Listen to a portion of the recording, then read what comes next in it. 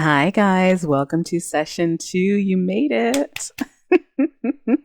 All right, this is the practical guide to reading tarot, okay? Which I like to say reading like a comic strip, all right? So, what we're going to cover in this session, well, the first part, we're going to just talk about tarot deck care and things to keep in mind, okay? And then we'll give some brief examples. Then we're going to go into reading combinations, going to show you guys my screen, my desk again, and go through each card.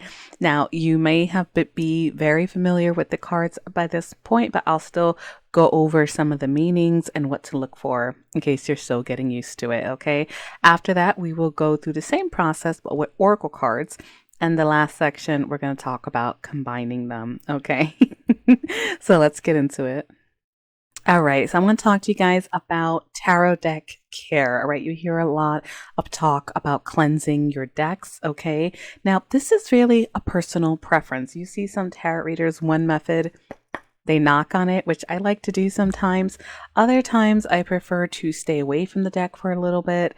If I was using it perhaps when I was in a rough place or I've used it a lot that day, sometimes I switch up, if you, depending on how much you read, you may want a lot of tarot decks. Some people will just have one and you can see it super worn out from use, and they will probably take cleansing their decks more seriously. It really just depends on you, okay? Keep in mind, the real power comes from within, all right? It's a tool, but sometimes you get tired of it. Sometimes you are intuitively called to use another deck, okay? So, but let's cover some cleansing techniques. So, as far as shuffling, I get asked about shuffling sometimes when I'm first teaching personal friends and family. You will see people shuffling super crazy, and they wait till their decks fly out. If you can do that, awesome. It doesn't really matter as much as long as you get a good shuffle. When you're pulling intuitively, all right, you're gonna pull from the cards you feel drawn to, okay? And I will show you guys, this is one method sometimes, but make sure you flip it. All right, because if you're just going like this, they're going to stay in order. All right, and sometimes even if you're pulling intuitively, you want the cards to move around. Maybe some other cards need to be focused, and shuffling is also really important when you're looking at what's under the deck and you're focusing on your question. Sometimes that'll tell a story. So before we start doing full reads, and I'm going to put myself on blast a little bit, clients, you guys are always in the hot seat. So I will put myself, because I want you guys to see a real reading, okay? But I'm just going to start with a few basic ones just to get started before we go to desk view. So here we have the Knight of Cups, all right? And that is a romancing offer. It's emotions. Water sign energy can be very creative. Something offered, right? Looks like he's presenting something. And let's start with the Ace of Cups. Now that's a new beginning in love, happiness, abundance. Okay, can be fertility, depending on who you're reading for or what's going on, what's the question, all right? But it's an offer. You see that hand sticking out? And then I have the King of Cups, all right? So what can we say with this combination? Overall, we have a lot of cup energy. Okay, if this was the classic version, it'll be brighter colors, all right, and this is pretty bright already. And we see emotions, right, and love. All right, love is indicated very heavy emotion, especially with that King of Cups, mastering our emotions. So this clearly, it looks like a love offer for a new beginning in love, someone being emotionally ready, and someone having a lot of feelings for someone, possibly even a deep love. Now, the King of Cups, water sign energy may be relevant when you pull readings, the combinations like this.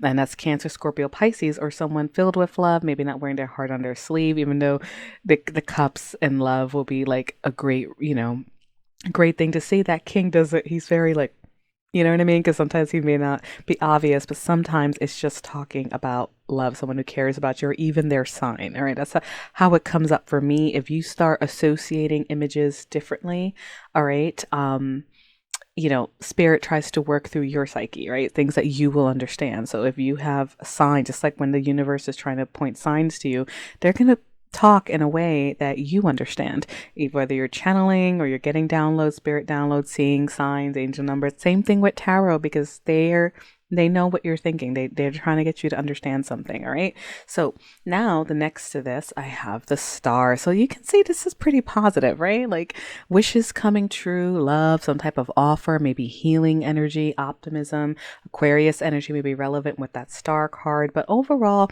this would be a positive read for love or even a job offer, because it's mainly happy cards and potentials. Okay, we even have a king.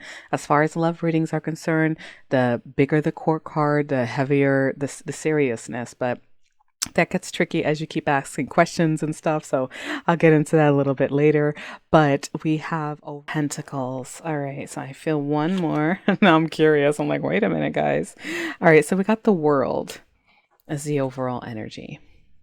All right. Now, a few things to look at with this reading. Okay. So first we have 1010.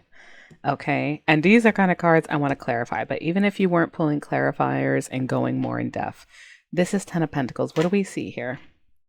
First of all, there's a lot of coins, right? And if you remember, 10 of Pentacles is all about finances, growing old with someone, traditions, stability, right? So there has been some type of change, maybe even a rock bottom feeling, some type of ending that may happen like lightning, random, tower, epiphany. So obviously I'm due in for some changes. I haven't had time to do one of these, so I can't help but crack up. I'm like, oh, should I screen this, right? Anyway, but some type of financial or a stability thing is coming to an end. I'm going to pull some clarifiers on this, all right? Because I want to know more now. All right. But overall, we have this shift, right? We get dark here. Look at the colors. We have darkness. And then we have brighter colors, right? And we have Ace of Pentacles. Fast. This is very fast changes. Okay, but an offer is coming in. So do I feel scared? No. You know why? Because the world is here. And the world is an end of a cycle. It's very victorious. It's closing out a karmic cycle, getting a lot of attention, public recognition. Whatever is happening, I'm leaving on top. All right. I know I'm going to feel okay. Right, guys, let's talk Oracle decks. You had a reading for me. You know I love my Oracle decks. You know, on TikTok, whatever. Oracle decks are great because they set the temperature. They give you an idea of what's coming, okay? And they're very straightforward. And they're very awesome to use in conjunction with tarot cards, okay? So the main thing to know about Oracle decks is that you can't take everything at face value. Remember, comic strip and linguistics, right? So sometimes spirit's just trying to communicate the word. That's why you're feeling drawn to it. For example, this is a Mystic Love Oracle deck, I believe. Yeah. Cheating, broken trust. So I've had this come up with clients where there wasn't actual cheating, but there was broken trust. And one thing, if you're not sure, I like to look at the card, and I also do this with reversals.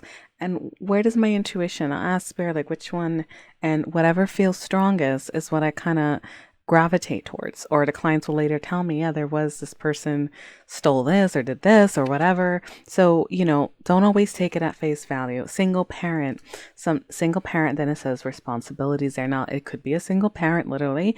It could be someone with a lot of responsibilities, or they're a caregiver of some sort. No facts. This is my What's the Tea deck. It's very popular. I was nervous about using it, guys. If you go into professional reading or you're reading for people, try to practice with your decks, especially oracle cards, before you use them so you can see how they interact, okay? But some of these are pretty straightforward, but in combination, it may be saying, like, if you pull it next to, let's say you're clarifying,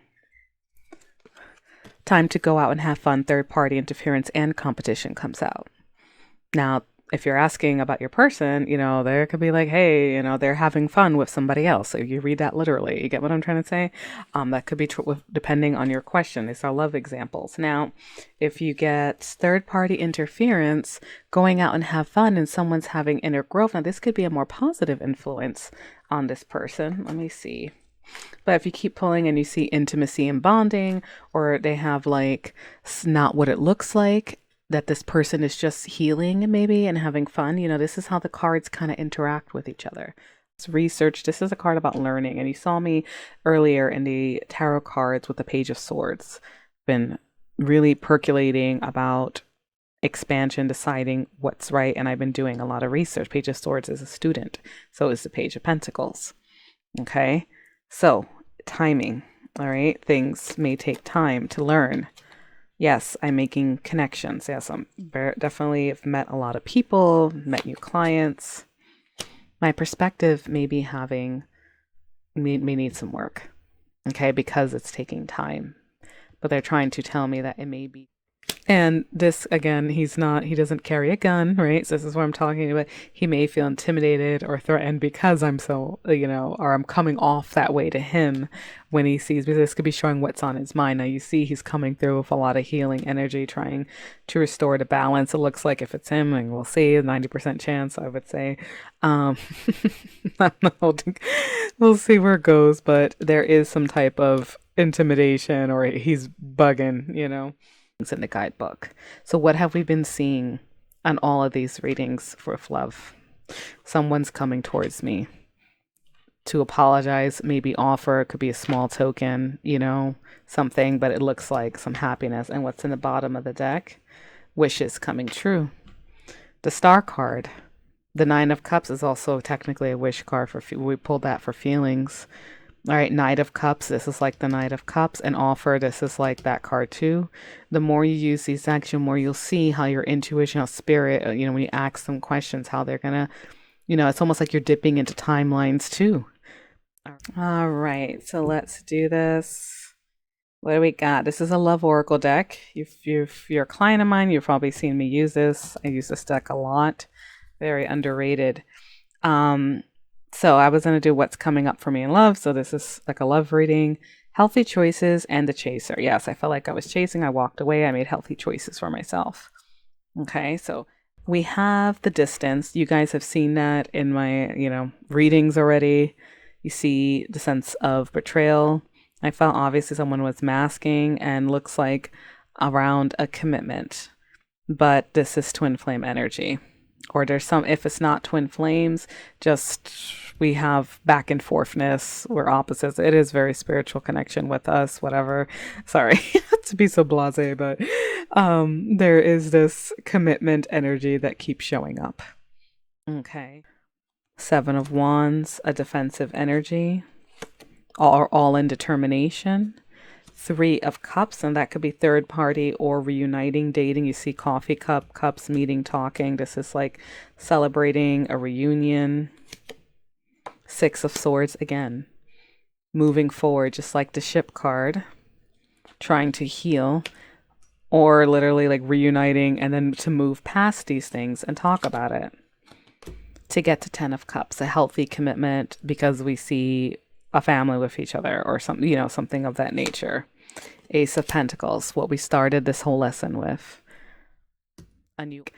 Someone's using their intuition though. Okay. And I'm seeing that evolution. Page of Cups, a message of love again. To break out of the limited thinking. Remember, self-sabotage showed here. And that fears, egos, frustrations. So someone's accessing their intuition to stop feeling stuck. Through session 2. In conclusion, I just want to talk to you guys about predicting the future, free will, and the fact that not everyone walks through that door. Okay, so you can get asked like, can tarot predict the future? Has it happened? Absolutely. Yes, it can. When you're pulling intuitively, it can. Okay, like clockwork sometimes. All right. However, people have free will. Things can change. Okay. So not everyone. So, and make note when you're a lot of common questions like in love readings, how someone's feeling. Feelings, intentions, and actions and outcomes may be different in your reading. Okay, so be careful with your questions, and you can always do energy checks. This is why people will watch tarot readings on their signs and updates. I do them on TikTok because things can change. People can have a lightning moment. You know what I mean? And usually that will show. The better you get, with intuitive reading and things of that nature, but. It's very important to clarify, and ask as many questions. Remember, you were talking to spirit, but some things, and you will see some people undecided, like Two of Swords, blindfolds, blocking, oracle cards. You will see crossroads, divine.